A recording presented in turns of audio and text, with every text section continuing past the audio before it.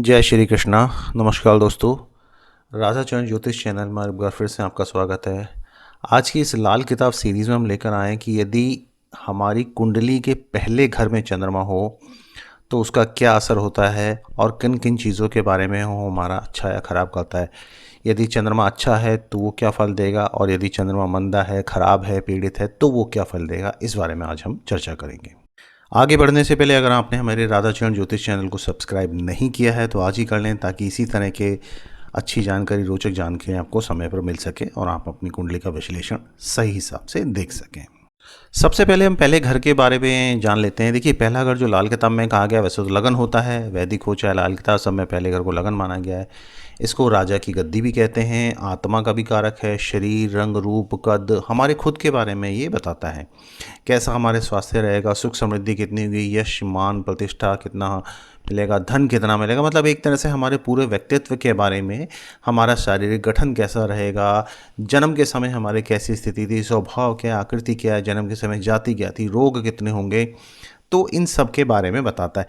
अक्सर कहा जाता है लाल किताब में कि अगर पहला घर खाली हो तो ऐसे व्यक्ति की ना कोई खास आइडेंटिटी नहीं होती समाज में। मतलब ठीक है, एक लाइफ बिता रहे हैं लेकिन बहुत ज़्यादा पहचान नहीं मिल पाती उसको। मोटे तौर पे पहला घर जो है हमारा नाम किस हैसियत का होगा, मकान कैसा होगा, व्यक्ति की स्वभाव क्या होगा, भूख कितनी होगी, कितना वो व्यक्ति परोपकार करता होगा, और पुराने रीति रिवाज कितना मानेगा, या हमारी उम्र का पहला हिस्सा है बचपन के समय से वो उससे ही संबंध रखता है, उसके बारे में बताता है। पिछले जन्म से हम क्या कर्म लेके आए हैं, मोटे तौर पे उसका भी इसी से पता चलता है। पहला घर हमारी कुंडली में पूर्व दिशा को दर्शाता है। तो सूर्य अच्छा हो तो कहते हैं कि पूर्व दिशा का मकान अच्छा रहता है। हमारे गाड़ी कितनी होगी, घर कैसा होगा, धन की स्थिति क्या होगी, मोटे तौर पे देखें तो जितनी भी हमारी व्यक्तिगत बातें हैं, जन्म की बातें हैं, वो सब हमें पहले घर से पता चल जाता है। पहले घर को हमारे जन्म के कर्मों का तो कहा ही जाता है, लेकिन जवानी के समय के बारे में भी ये काफ़ी चीज़ें बताता है। हम कारोबार क्या करेंगे, कार्य क्षेत्र क्या है, किस तरह से धन दौलत कमाएंगे, हमारी बैठक कैसी होगी। तखत इसी के लिए कहते हैं राजगद्दी, राजा के बैठने की गद्दी। तो जिस जगह पे हम बैठेंगे वहाँ से किस ऊंचाई पे पहुँचेंगे, किस मुकाम पे पहुँचेंगे, उसके बारे में भी पहला घर ही बताता है। पहले घर हमारे मकान हैं, उसके बारे में भी अच्छी खासी जानकारी दे देता है। या हमारे शरीर के हिस्से में अगर मैं कहूँ तो जो हमारा माथा है, सिर है और चेहरा, उसके बारे में काफ़ी कुछ चीज़ें हमें पता चलती है। आदमी कितना विनम्र होगा या कितना उसमें अभिमान होगा, ये भी सब पहले घर से ही पता चलता है। अब जैसा कि आप सामने कुंडली में देख रहे हैं, ये कुंडली बनी हुई है, उसमें एक जहाँ लिखा है वो हमारी कुंडली का पहला घर है। लाल किताब में हर कुंडली की शुरुआत मेष लगन से ही होती है, मेष राशि से ही होती है। तो हमेशा आपको इसमें एक नंबर ही लिखे रहेगा, और 1 2 3 4 इस हिसाब से हमारा कुंडली को पढ़ने का लाल किताब में तरीका होता है। अब हम सबसे पहले चंद्रमा के बारे में जान लेते हैं। चंद्रमा किन किन चीज़ों को रिप्रेजेंट करता है, वो अगर इस घर में हो तो क्या।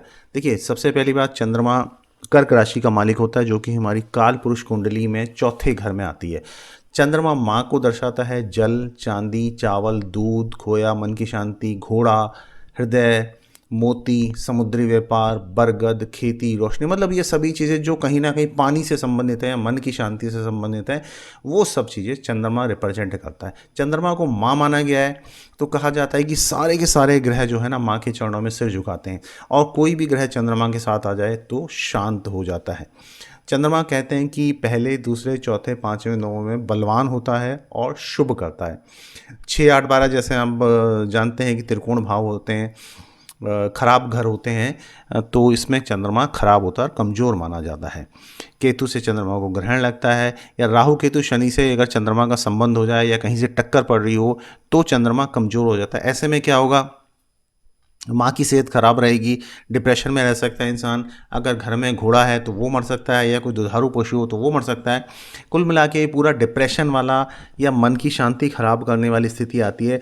चंद्रमा हमारे घर के कैश, जो हमें डेली कैश होता है ना, उसको भी रिप्रेजेंट करता है, तो उसमें भी कमी आ सकती है। किसी का चंद्रमा खराब हो तो कहते हैं कि हाथ में कैश नहीं रहता, बचता नहीं है। पहले घर में चंद्रमा के होने से क्या फल मिलता है। देखिए, पहले घर में मेष राशि आई, मेष राशि का स्वामी होता है मंगल, और मेष राशि में सूर्य उच्च का होता है। अब दोनों ही चंद्रमा के मित्र हैं, मंगल भी चंद्रमा का मित्र है और सूर्य भी चंद्रमा का मित्र है। तो मित्रों के साथ रह के चंद्रमा भी खुश है और ये दोनों ग्रह भी खुश हैं। अब पहले घर को राज सिंहासन कहा गया है, चंद्रमा को रानी कहा गया है, खालिस दूध है, सरकार से मान सम्मान प्राप्त है। ये सब अगर चंद्रमा शुभ है तो क्या चीज़ें मिलेंगी? सफलता मिलेगी, पैतृक संपत्ति का लाभ मिलेगा, शान शौकत होगी। ऐसे लोग जो होंगे माँ के लाडले होंगे और जब तक इनकी माँ जिंदा रहती है इनको धन दौलत की कोई ऐसी समस्या नहीं आती। अक्सर ऐसे लोग जिनका चंद्रमा पहले घर में, वो जो शिक्षा लेते हैं उसी से कमाई करते हैं और शिक्षा पर पैसा खर्च करना भी इनके लिए शुभ रहता है। जितना पढ़ेंगे लिखेंगे उतना ही तरक्की पाएंगे। पहले घर से संबंधित अगर चंद्रमा है तो हम मंगल, सूर्य और बृहस्पति, ये तीनों ही चंद्रमा के मित्र हैं। तो ऐसी चीज़ों को धारण करना या इनकी चीज़ें इस्तेमाल करना, प्रयोग करना, वो बहुत ही शुभ रहता है, फ़ायदा होता है। सूर्य मंगल गुरु एक नंबर भाव में या 10 नंबर भाव में हो तो ऐसे लोगों को समुद्री सफ़र से, पानी के सफ़र से फ़ायदा होता है। बृहस्पति 4 में हो, शनि 10 नंबर भाव में हो, 10 नंबर राशि में हो तो ऐसे लोगों को वाहन का सुख भी मिलता है। और सूर्य और मंगल के गुण ऐसे व्यक्ति अपनाएगा, तेजी रखेगा, थोड़ा सा अथॉरिटेटिव होगा तो इनको काफ़ी लाभ मिलता है। लेकिन यही स्थिति आप मान लीजिएगा चंद्रमा सोया, सोया कब होता है कि जब 7वें घर में कोई भी ग्रह ना हो तो पहले घर में बैठे हुए ग्रह को माना जाता है कि ये सो रहा है। मतलब वो क्या करेगा, अपने फल पूर्ण रूप से नहीं दे पाएगा या सिर्फ जिस भाव में बैठा है, जिस घर में बैठा है उसी तक सीमित रहेगा। तो चंद्रमा अगर सोया है तो आप उसको जगा सकते हैं। 24 जो चंद्रमा की उम्र मानी गई है वहाँ तक, उससे पहले पहले आप शादी कर लें तो चंद्रमा जाग जाएगा। ऐसे में आपको चंद्रमा के फल और अच्छे मिलेंगे। अक्सर ये देखा गया है कि जिनका चंद्रमा पहले घर में हो और शुभ स्थिति में हो तो 55 साल की उम्र के आसपास ना कोई ऐसा व्यक्ति आएगा आपके पास जो कुछ पैसा दे के चला जाएगा और वो फिर लेने कभी नहीं आता है, तो भूल जाता है या वो व्यक्ति मर जाता है। ऐसे में उस पैसे को क्या करना चाहिए, इंसान को भलाई के कामों में खर्च करना चाहिए। मतलब अब वो लेने तो नहीं आ रहा तो आप इसको अच्छे कामों में करेंगे तो इससे आपको ही शुभता प्राप्त होगी। चंद्रमा के लिए एक विशेष स्थिति देखिए कि जो भी जो भी ग्रह पहले घर में होगा उसको 8वें घर से कोई ग्रह टक्कर ना दे रहा हो या वो किसी को 8वें घर में बैठे हुए टक्कर ना दे रहे हो, अन्यथा चंद्रमा के फल खराब हो सकते हैं। अब देख लेते हैं कि चंद्रमा खराब कैसे होगा, चंद्रमा मंदा कैसे होगा, और मंदा होता है, खराब होता है तो उसका फल हमें क्या मिलेगा। सबसे पहले चंद्रमा किसी भी पापी ग्रह के साथ आ जाए, शनि, राहु, केतु, या तो ये देख लें या इनके साथ हो तो समझिए आपका चंद्रमा खराब है। या चंद्रमा का जो अपना घर है चौथा, उसमें कोई पापी ग्रह आ जाए तो भी चंद्रमा खराब हो जाएगा। चंद्रमा जहाँ उच्च का होता है 2 नंबर राशि या वृष राशि, वहाँ पर कुछ स्थिति अनुकूल ना हो तो भी चंद्रमा को नुकसान होता है। अब ऐसे में होगा क्या, सबसे पहली बात माँ से वाद विवाद होना शुरू हो जाएगा, या आप कहिए कि पढ़ाई में दिक्कत आनी शुरू हो जाएगी, व्यक्ति की आर्थिक स्थिति खराब हो जाती है, ऐसे लोगों को ठंड बहुत लगती है, पेट की समस्या होती है, या जो बीमारी माँ को होगी वो भी आपको हो सकती है। छोटे स्तर के लोगों से संबंध बनाते हैं ऐसे लोग। 8वें घर में अगर राहु, शनि, केतु हो तो सोचिए आपका चंद्रमा खराब है। ये तीनों पापी ग्रह हैं, तीनों में से कोई भी अगर 8वें घर में बैठ जाए तो चंद्रमा की कंडीशन खराब हो सकती है और ऐसे में आर्थिक हालत खराब होगी, भाग्य बर्बाद हो जाएगा।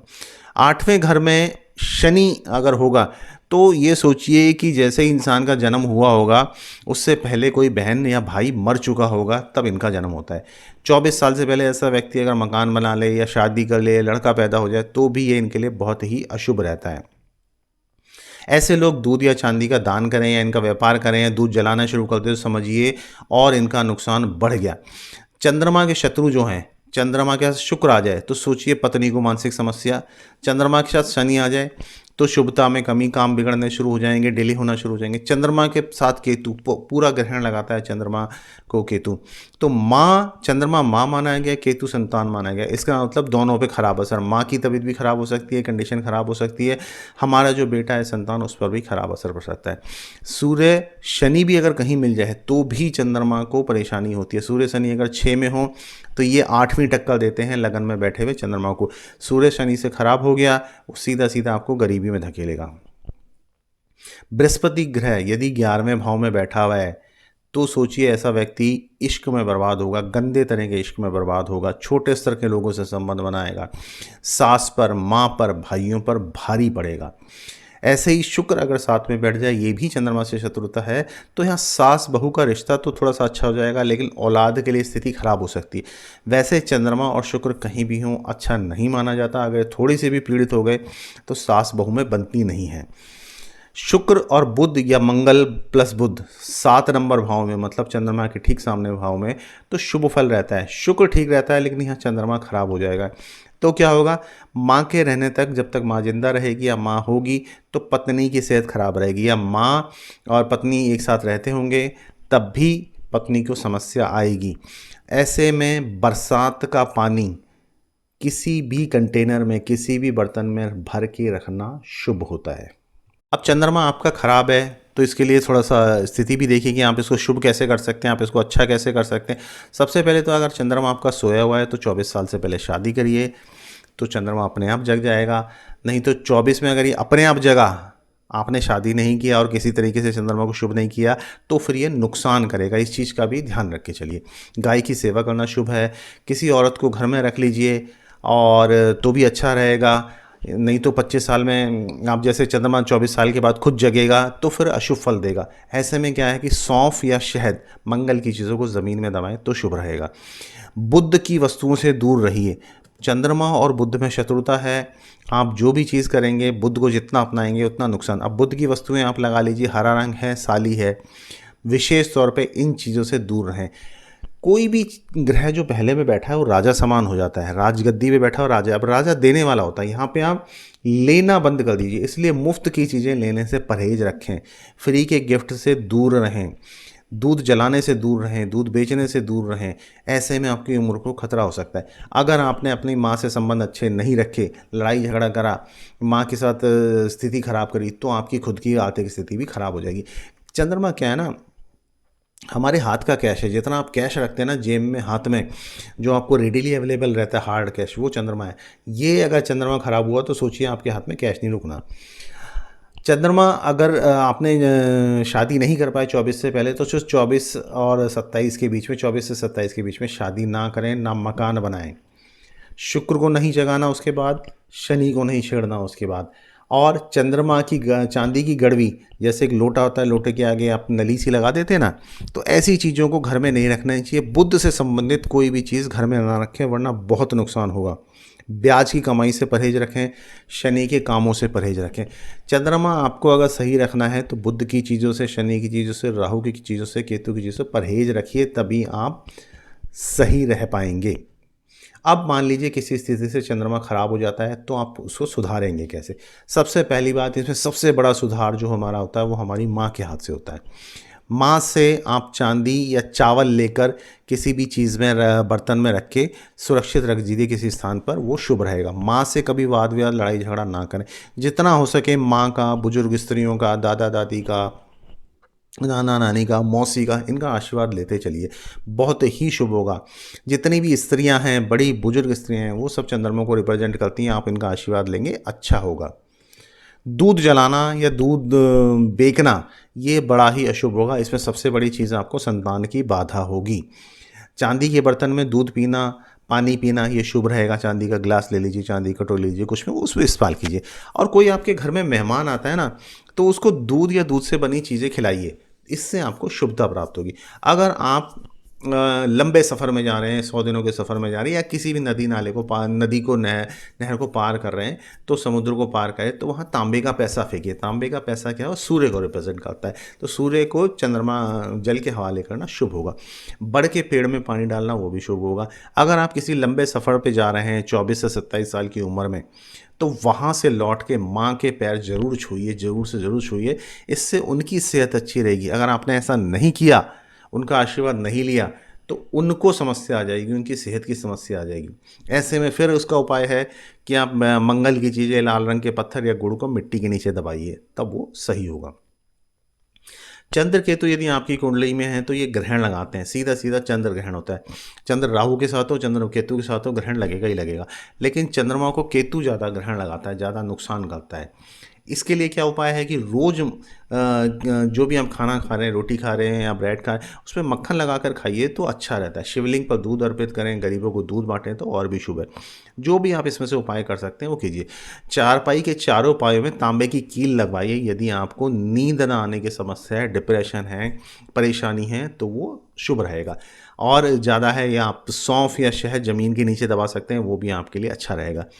एक सावधानी तौर पे या एक उपाय के तौर पे समझ लीजिए, कुल पुरोहित हो, गुरु हों, बाप, दादा, नाना, नानी, बड़े-बुजुर्ग जो है ना, इनका आशीर्वाद लेते रहिए, ये आपके लिए बहुत ही शुभ रहेगा, अच्छा रहेगा।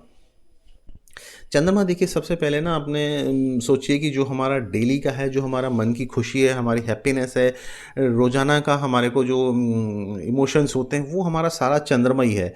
चंद्रमा हमें डेली की खुशी है, डेली की इनकम है, डेली की अर्निंग है, हाथ का कैश है, माँ का सुख है, परिवार का सुख है, हंसी खुशी जो लोग रहते हैं ना, ये सब चंद्र ही है एक तरह से। तो इसको जितना आप अच्छा रखेंगे, माँ को जितना खुश रखेंगे, घर में जितना एक हंसी खुशी का माहौल होगा, तो चंद्रमा आपका ऑटोमेटिकली सही हो जाएगा। किसी का चंद्रमा बहुत ख़राब है, तो इसमें से किसी भी उपाय को आप कर सकते हैं। सावधानी रखिए, उपाय कीजिए। ये डेली हमारे पहले रूटीन में था, लेकिन अब धीरे धीरे करके हम एक नए समाज में, नई दुनिया में इन चीज़ों को ख़त्म करते जा रहे हैं। तो जैसे जैसे आप इन चीज़ों को अपनाएंगे, आपको लाभ मिलेगा, अच्छा होगा, और आपका परिवार और घर जो है बड़ा अच्छा खुशहाल रहेगा। उम्मीद करता हूँ ये छोटे छोटे उपाय आपको पसंद आए होंगे। आप इसमें से कोई भी उपाय करते हैं, कुछ आपको लाभ होता है, तो अवश्य हमें कमेंट से जानकारी दीजिए, बहुत अच्छा लगेगा। जय माता दी।